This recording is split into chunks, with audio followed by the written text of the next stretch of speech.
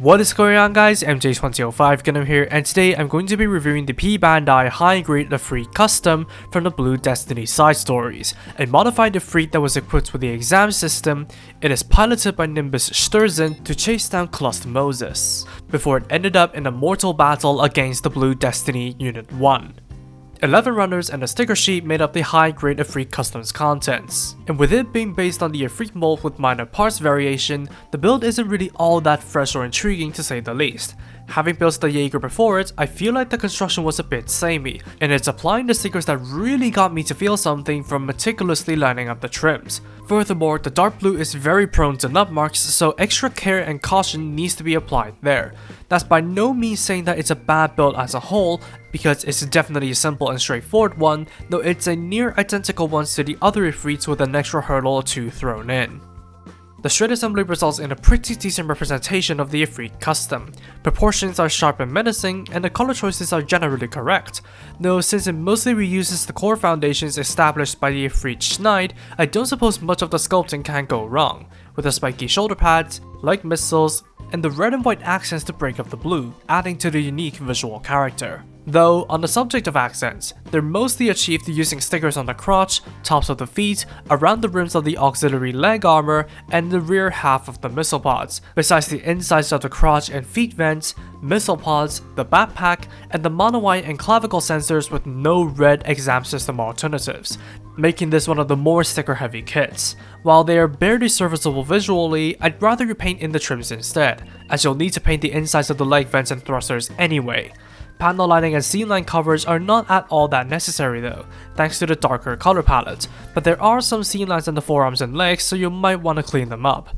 Overall, the high-grade Efreet Custom has an impressive out-of-box presentation despite the vast sticker count, but painting will definitely be of some extra help there. Articulation wise, the head is on a ball and hinge neck joint, so it can look around quite well despite the weird head shape. The top of the head can also be removed to access the movable mono-eye. The shoulders can be tucked down to access the omnidirectional swivels, while the shoulders are ball jointed. And the hinged ball jointed shoulder armor does little to improve the perpendicular arm raise.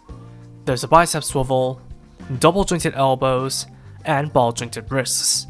And while the ab crunches are fine, the rotation is limited by the waist design and pipes. Front and side skirts can move out of the way of the pelvic swivels, as well as the full front kicks and side splits. There's a thigh swivel, double jointed knees, hinged ball jointed feet, and rotating missile pods.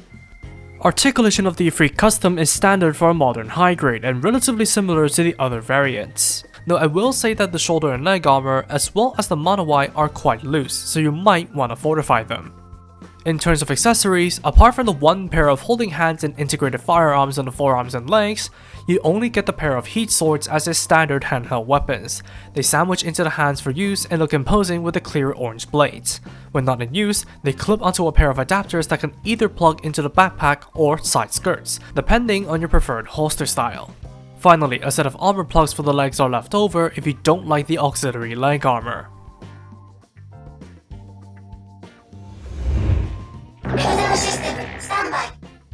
Among the numerous variants of the Efreets, the Custom is arguably one of, if not the most well-known variants out there, and having experienced the high-grade Efreet mold from building the Jaeger, I was semi-expecting this to match up with that. For the most part, it does. The build is simple, the visual foundation is solid, and the custom parts and minimal loadout gives it its character. In terms of straight build visuals and gimmicks, it does a good job representing the Source mobile suit. Though between the loose eye and leg armor, which may vary for different people, the limited waist swivel and god-awful stickers are something to dock points for, resulting in somewhat hampered playability and a less than ideal out-of-box presentation respectively. That goes without mentioning that the very minimal loadout might not be for everyone, and the scout's prices one of these may go for nowadays is definitely not worth it. At the end of the day, the high-grade Efreet Custom is not a bad kit per se, but various limitations have caused the custom label to extend beyond its name. And that's all for me. Thank you for watching, drop a like and comment if you did enjoy the video, subscribe for more content like this, and feel free to follow me on social media with the links down below. That said, take it easy, stay safe, and I'll see you all in the next video. Peace out, guys. Bye bye.